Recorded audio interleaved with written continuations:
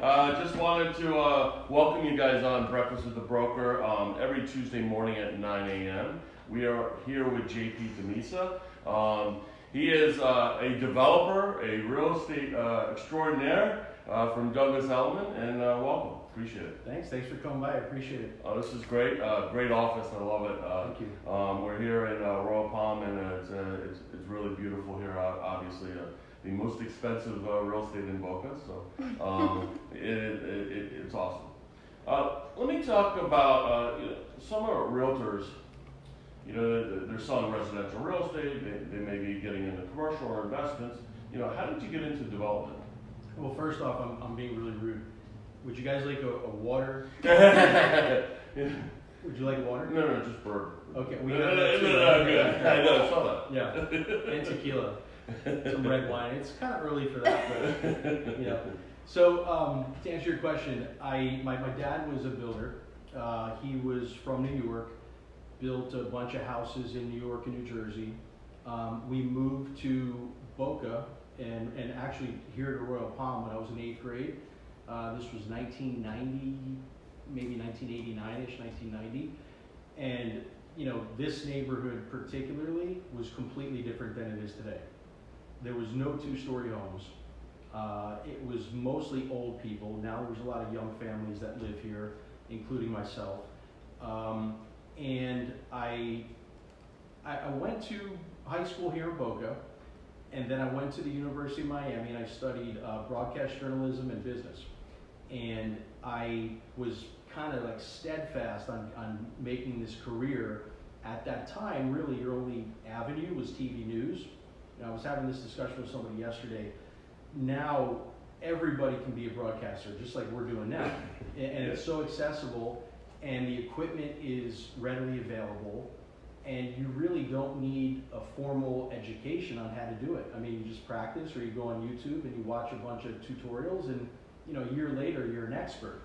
So fast forward, graduated college, and I got one of the only on-air jobs working for an ABC affiliate in Mississippi. And I did that, and I felt accomplished. You know, I knew in some aspect that I had the ability to get involved in real estate and construction if I wanted to. But being a foolish 19-year-old or 20-year-old, I didn't see the value in it. You know, I wanted to almost chase my dream, or whatever you want to call it. So I went there for 2 years, and I did that, and it was a good experience, certainly not lucrative, and I had to move from Miami to Gulfport, Mississippi, which was a huge transition in itself. And at that time, it was like the stock market craze, you know, buying the AOLs and Netscapes and Yahoo and all these tech companies that you basically put a little money in the stock market, and then before you knew it, you were a day trader and you make a bunch of money. So my dad at the time was doing that. He wasn't really building. I guess he was probably 50-something at the time, and you know, semi-retired, and saw this niche on how to make some money. And he said, this is a pretty nice life. I live here in Boca. I can log into my computer and make a living. Obviously, that didn't last forever. And as that little event started to dissipate, he got back into doing stuff here, real estate based here in Boca. And he was doing, you know, maybe a spec house here, a spec house there. And at the time, his wife was working for a multifamily real estate development company here in Boca called JPI, and they would socialize and you know, hang out with folks from her work. And there was a couple guys who were young development guys who were in their early 30s at the time. They were hungry, they were motivated, and before you knew it, they started looking for multifamily opportunities here in Florida. And my dad was saying, you know, please come back. You know, you're welcome to come back. I'd love to work with my son. So after making $17,500 salary at the ABC affiliate, WLOX in Mississippi, I kind of started doing the math, and I'm like, I think I might want to come back to Florida, and I did. And I got to basically learn the business from guys that were about 10 or 12 years older than me, with the guidance of my dad also being involved. And it taught me a ton, because we went from basically working out of his pseudo office, okay, with no office space, to moving to a small executive suite, hiring a part-time bookkeeper, which, by the way, is a really difficult thing to do, part-time. Yes, We went through like 10 of them, and I have some great stories on that. But so ultimately, we grew this company, and we made relationships with lenders. These guys were really good at finding opportunities, and my role was always kind of on the back end. So there was 3 of us that were managing the day-to-day, and partners in this company that we created. And my role was, the sales, the marketing, the warranty on the back end with the customers, and basically dealing with the customer. That was my job.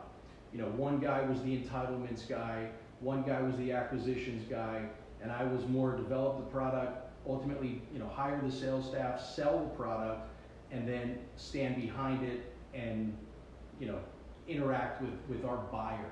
So we saw this very small company. All of a sudden, we were one of the players here in town. East Boca, East El Rey.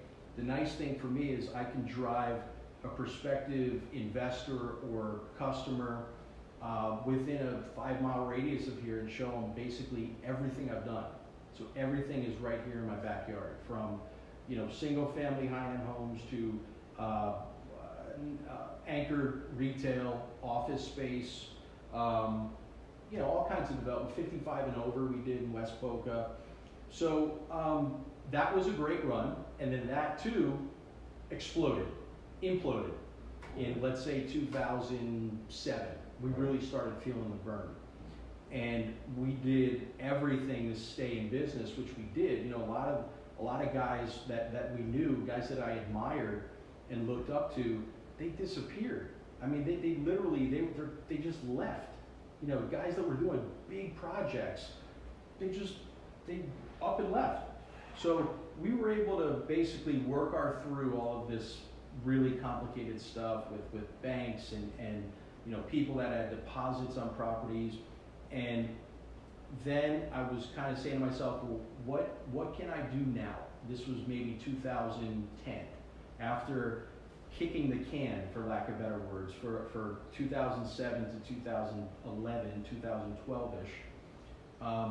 What can I do to build something and not have to go to a bank and borrow a ton of money?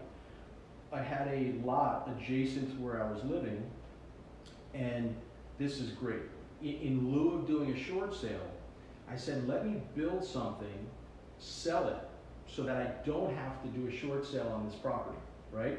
So I took this piece of property, which at the time, it looked like I paid way too much for it. It's called double.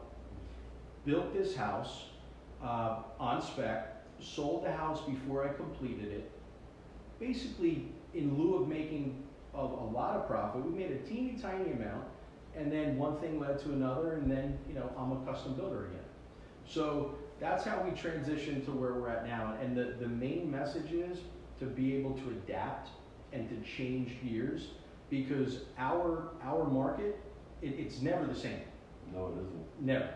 So yeah, so I mean, diversifying yourself as well. The one thing that as you were talking, there was a couple things. One is I also,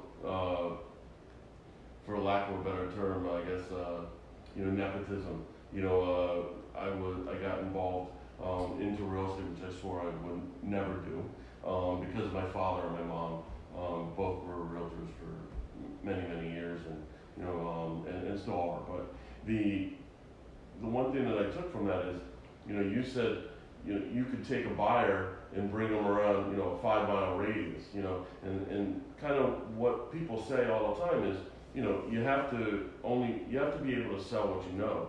And a lot of times, if you're specific and you're in your bubble, or you have that little bubble, instead of realtors going all the way from Miami to Port St. Lucie, find that niche where you're going to know everything about, hey, Aunt Susie or Mr. Smith or whoever, Oh yeah, yeah. You know, he's in the retail business. He's in the shoe business or whatever. And when you're looking at that, you know, that brings value add to your client. Totally. And you know, people, I'm sure this happens to you as well. People will call you and tell you about an opportunity that's somewhere where you're not an expert, right? Oh, it's such a great deal, it's undervalued, you know, people are selling homes in here for X amount of money and there's so much money to be made. So it might be a short-sighted viewpoint to say, well, you know, I kind of only focus in my backyard. My personal theory is that until I run out of opportunities or deals here in my backyard, there's no sense of looking anywhere else. Because that, you know, and that's goes back to how do you become a developer, right? I think the first thing is you have to have an intimate understanding of that market where you're doing something, right? And if you don't have the understanding, you need a partner or an ally or a consultant that really understands it. Because what I see, having done business solely here for almost 20 years, there's a lot of people that come to town and they're real estate people and they're very smart, they're very educated, they might have a ton of financial horsepower, but they're not in tune with what we're doing here. So I can't go to the Hamptons and go build a spec house. I could, but the learning curve is going to be there. And I can't go to Chicago and go develop a duplex somewhere. I could, but again, I'm not going to nail it on that first attempt. So when you drive around and you go to these areas that are redeveloping, like Royal Palm, like the Golden Triangle, like Meisner Park, a lot of the East Focus stuff where it's knock down, build new, you'll see builders, okay, that you've never heard of before. Okay, now again, it doesn't mean that they're not wonderful builders. They might be award-winning from where they're from. But I can distinctly tell the difference from somebody that's working in an investor capacity versus someone that lives here, that works here. You know, my name is my company name as well. So I have this vested interest of making sure that, you know, I do the right thing. It's not just some LLC that we form and we do one house or two houses. When somebody buys our house, we stand behind it from the warranty side. Even, you know, 4 or 5 years later, I had somebody email me, I need paint colors, okay? Actually, the interior designer called me first. I need paint colors. I said, you know, let me test myself and see how good my records really are, because this is going back to 2014. Sure enough, I had everything. I sent him the interior paint colors, and he said, no, actually, I need the exterior. So I looked, ooh, exterior, okay. I know it was in the binder that we gave him at closing, but let me go back and check. Every paint color, every finish, the shutter color, you name it. So that's the thing that makes us different. And I'm not the only guy that does this, but there are folks that come here as in an investor capacity. 5 years later, go try to find the shutter color and the finish of the shutter. You're not going to get it. Well, not even just that. So you know, I guess maybe 4 or 5 years ago, you know, was the flipping market. You know, we still have some flips, but you know, the flipping market was, you know, let's get an IKEA kitchen, let's get a really, you know, as cheap as we can, but make it look as good as possible. Lipstick, and, you know, yeah. Absolutely. And you know, the mindset of a buyer has changed.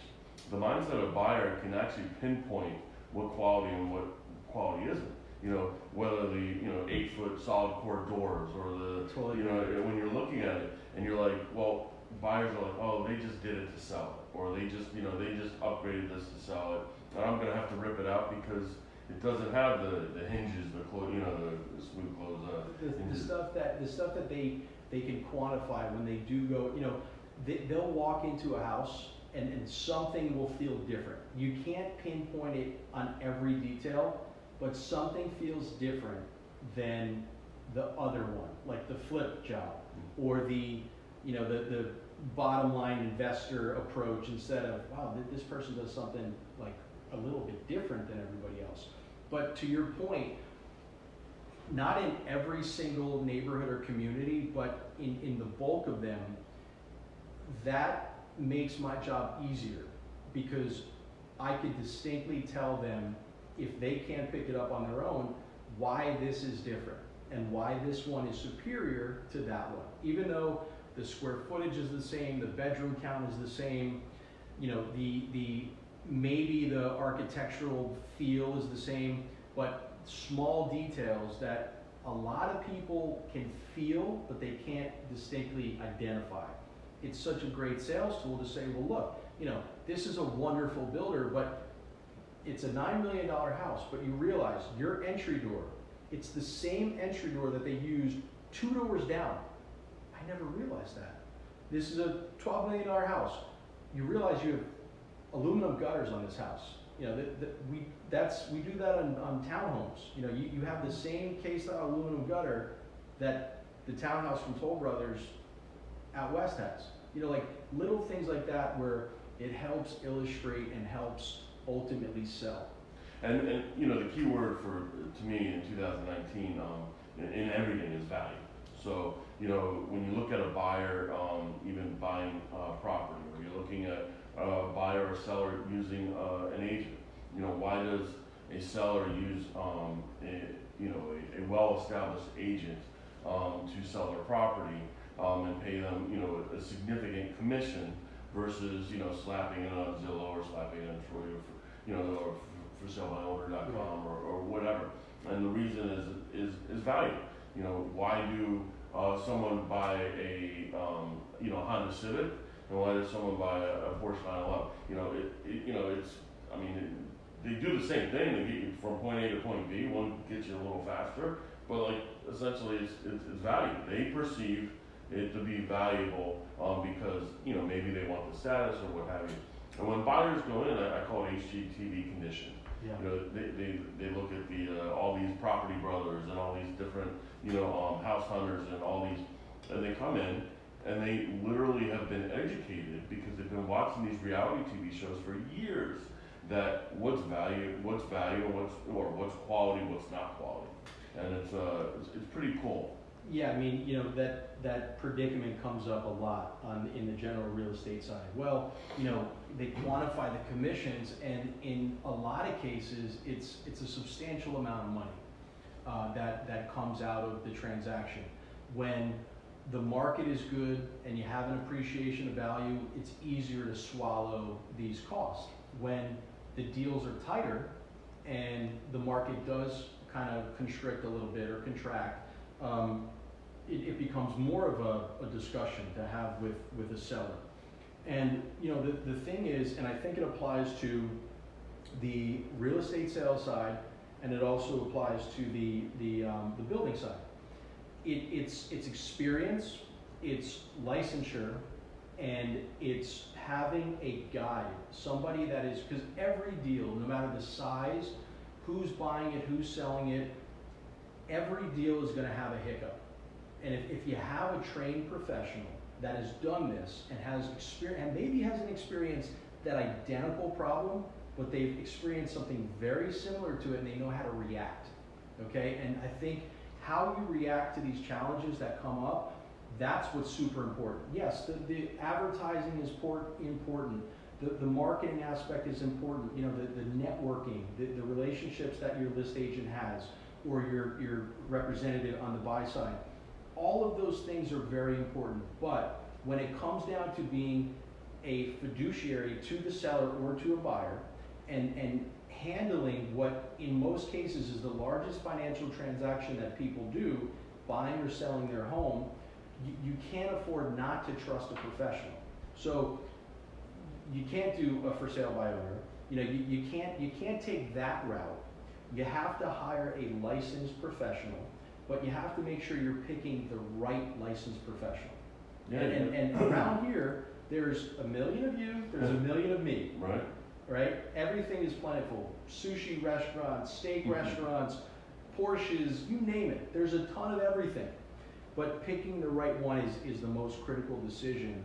You know, your office, one of the things that, you know, I was thinking about before we're having the conversation, you guys have a slew of people that have been here for a long time doing business right here in this backyard. You know, it's not just a bunch of new agents or, you know, people that are part-time. I mean, you guys have, you know, formidable realtors in your office more so than a lot of other real estate companies in town, with trained, smart people that have done thousands of transactions just here. You know, I could rattle off the names, but we don't have time for that. But no. I mean, thank you. It's true though. It's true. You know, as you go through that roster, I mean, a lot of names of people that I've done work with, they're in your office. Yeah, I mean, I think it's all about culture and what your vision is. And our vision has always been quality, over quantity. And and it was mainly selfish. I mean, new agents are very difficult. They're very difficult to, they're time consuming. They're very difficult to, work with, in the sense of, they're probably not going to have, any commission for, 6 months. And they're going to want a lot of training. And they're going to want a lot of training. And in most cases, they're also very high turnover. Mm-hmm. Because, even if they start to do well, they start to think that the grass is greener because they've never been experienced anything else. It's like dating, right. If you married your high school sweetheart, yeah. You start to look, and just say, getting back to development. So it's only natural to look. Yes, absolutely. Just don't touch. Yeah. High school sweethearts, especially nowadays, you're barely allowed to look. Yeah, you're right. You're not allowed to talk. You need blinders on. I think they need to have those. When the horse races, you put the blinders on the horses. Yeah. And I think they should fit us with those. I won't even identify gender. Yeah. It's not fair. You can't say how you doing, sir. Good day, man. You can't do it. Yep. Our society. So getting back to the development, there's obviously a main builder in our area, and I wanted to get back to your point of the reason why you would use you guys over other builders is because you have a vested interest here. So you have opportunities that you're coming across every day. Yeah. And you're here to stay. You live here, you work here, you play here. So it's all here. And if you could easily say, you know what, I'm not gonna find the paint colors or whatever. But if you do that, that's your reputation. Totally. And it's the same thing with the track builder, GL Homes. Yeah. So when you look at GL Homes, there were a lot of builders like WCI when the Chinese drywall came across. They all ran. They abandoned ship. Albany's Popkin. Right. They all abandoned ship. I get this. Yeah. I mean, these were guys I looked up to. Absolutely. And and I think Albany's is back in development. But when you're looking at GL Homes, GL Homes had all this land. They had Chinese drywall and Canyon Isles and a few others, and it was like, what do I do? They put people up for $3,000-4,000 a month for 4 months and took it down to the studs because they have a vested interest. So when you're choosing your developer or your builder to build your dream home, you better make sure that they have a standing. They're not just coming from Chicago or New York or California and saying, hey, we're one-offs, we're two-offs, we're 10-offs. The other thing, David, a lot of these guys are not even, they represent that they're a builder. They have no licensure in the state of Florida. They hire a guy like me to build their project, and then they represent it like they're, XYZ Homes, okay? Luxury builders, blah, blah, blah. If you, and this is the thing I tell a lot of people, that there are a lot of builders, there are a lot of realtors, okay? There's a lot of lawyers, you name it, here in South Florida. Everything, there's an abundance of everything. Do the research. Find out who's the guy that's pulling the permits, who is the accountable person in the event of a problem, right? A lot of these guys will sell homes. They don't even the buyer has no idea of who actually built the house. Yeah, you're only as good as your subcontractors, right? Well, and if you don't have subcontractors, that's things go wrong. Right. Things go wrong. My point is, if you had a latent defect, if you had something significant, if you said, well, I bought a house from David, well, David wasn't even the guy pulling the permits. The builder was some guy from Coral Springs who basically lent their license or supervised in a minute. It's illegal, but it happens. And that happens a lot in South Florida and in Boca, in certain neighborhoods. Not all neighborhoods, but some of them. It's this smoke and mirrors way of doing real estate development or construction, which could present a problem for a prospective buyer. So, you know, the other thing, in the neighborhoods we work in, namely this neighborhood, Royal Palm Yacht and Country Club, I can't go home at 5 o'clock. You know, a lot of these folks, they'll build a home, the job sites are messy, they're unorganized, they're not following the rules, which are loosely enforced here. They should be more strictly enforced, but they're loosely enforced because they don't live here, okay? People don't necessarily know who's behind that project, and they could close up shop and go home on the weekends and at night, and then come back at 7 in the morning and start banging hammers again and making noise and creating dirt and parking problems. I can't do that. So we do make mistakes. You know, I make plenty of mistakes, but we're accountable, we fix them, we're responsive, and we care. I don't have the ability not to care. Sure. Because it's my name. I go to the same pizza place with my family as our homeowners and our clients. You know, you have to, you're being held to a standard that, you know, I think is beneficial to the customer. Yeah, you're here to stay, and you have to make sure that you know what you're representing is exactly what they're getting. You know, I think that you know to your point, you know, having stability in this community is or good standing in the community is really huge. I wanted to touch on I was watching or I was stalking you and as they say. Yeah. So to speak. Yeah. And I was on your Facebook page, and I was. Although looking. my Nest camera did go off at 5:45 a.m. That was the pool guy. Actually. From your owl? From your owl? I really shouldn't have. Oh, the owl has left the building. The The minute it got hot, he disappeared. Yeah. The owl. The owl. That's another. Oh yeah, an owl. I had an owl that perched on that header on that window for about 2 months every night, like clockwork. Oh really? He would come, then he would leave right when the sun came up. Oh, that's It cool. was crazy. So as I was stalking you and hiding in the bushes, I was stalking you on your Facebook page, and I noticed some 3D renderings, that you did with your builders, and technology has obviously, infiltrated our industry like no other. Yeah. And what do you say when, when you're looking at some of this renderings, because people aren't visual people, and that's why kind of this advent of the technology has really kind of helped them, guide them where to go, where to, to weave and bob where they need to. Right. Talk a little bit about the 3D technology, maybe technology, how it has changed your business. So I'm really into technology, and I think that the more stuff you have, the more complicated and the less it works, right?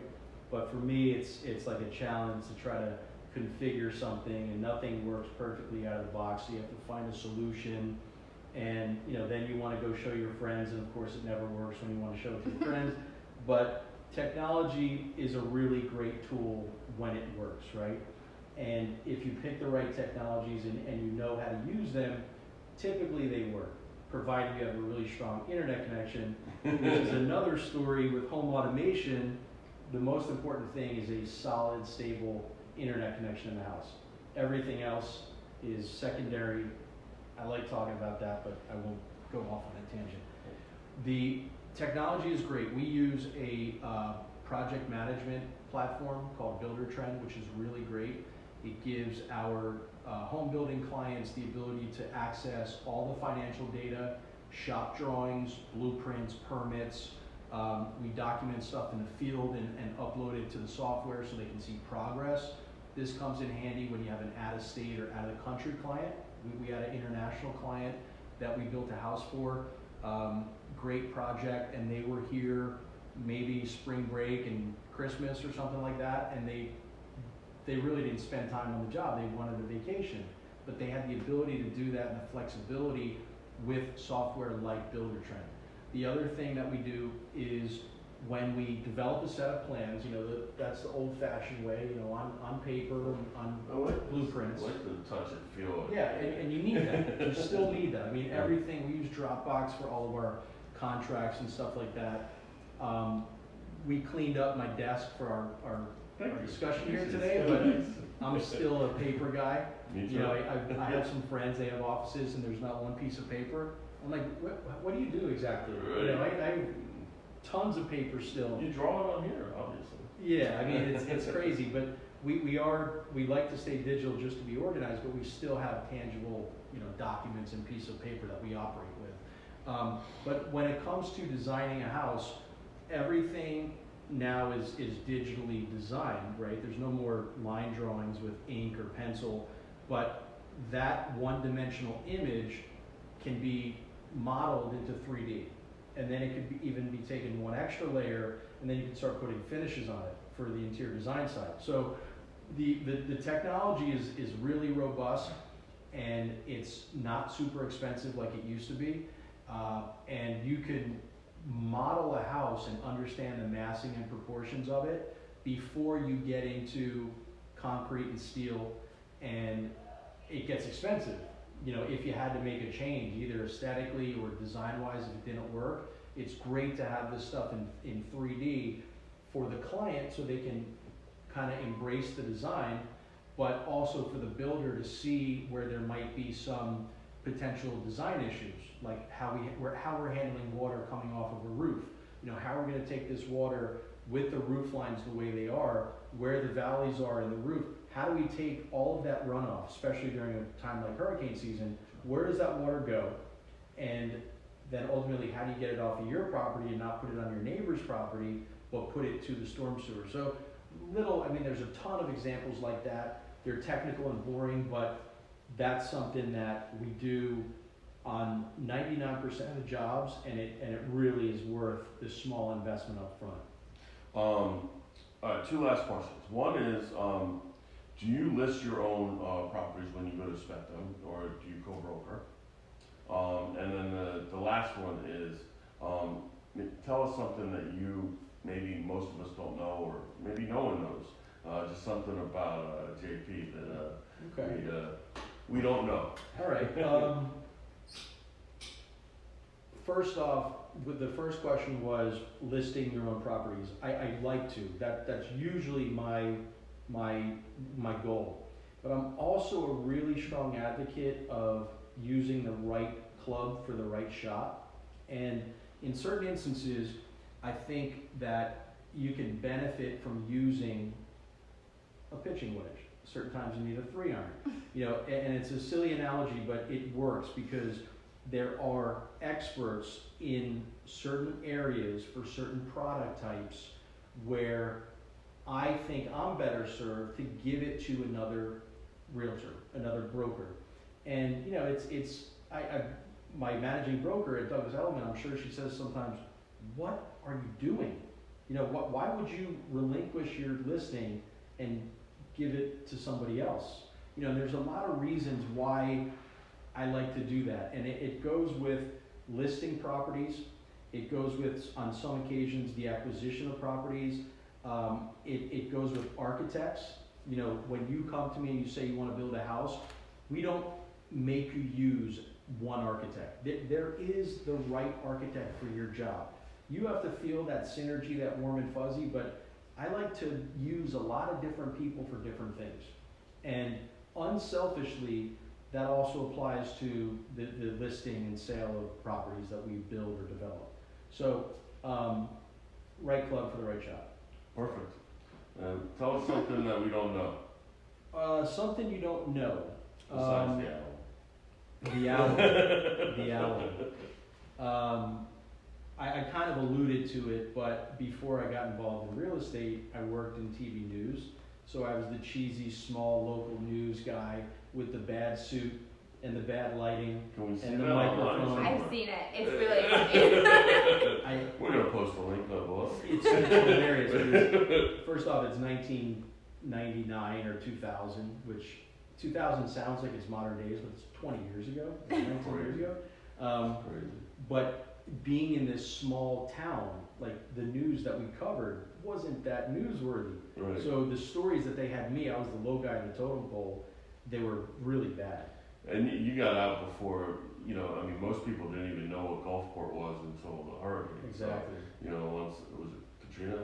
Yeah, it was, well, I think Wilma, Katrina was the main one. Yeah. But that's one thing. The other thing that people don't know about me, I very rarely shave. Yeah. Not into shaving. That's cool. I mean, I right, sometimes I look a little scruffy, but You play golf a lot? I used to. Yeah. I used to when the real estate market was kind of slow. But then I realized that first off, I'm not going to be good at golf ever. So that was discouraging. And Right. second, kind of have to work. Yeah, a little bit. Yeah. Yeah, put a roof on it. Exactly. It's tough. JP, very much appreciated. Hopefully, you guys got some, it was very informative discussion on development, technology, and how to use it, and value.